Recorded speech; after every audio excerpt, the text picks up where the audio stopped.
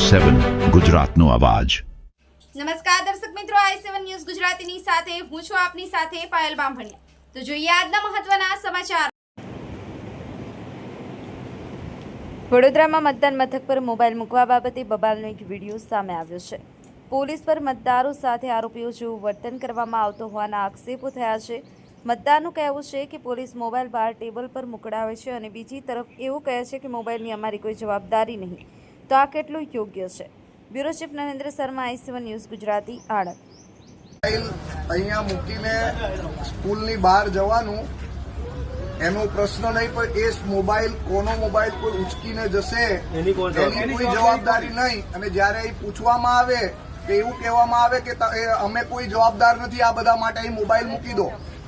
તો જો એ લોકો મોબાઈલ મુકાવતા હોય તો એમની જવાબદારી છે કે મોબાઈલની સલામતી જે પોલીસ ઓફિસરો કરતા હોય એમની જવાબદારી છે। પોલીસ વાળાની જવાબદારી પોલીસની, એટલે એ પોલીસ વ્યક્તિ અહીંયા આગળ પાછા કેવો બિલકુલ ઇનડિસિપ્લિન પ્રકારના ગમે તેમ પ્રકારના જાણે કે બીજા આ વોટર આવે છે, એ વોટર કોઈ નોકર હોય ને એ લોકો એમના બોસ હોય, બોસગીરી કરી એ રીતે વર્તન કરી રહ્યા છે। ચાલો, શું નામ તમારું? અસ્ફાક મલેક।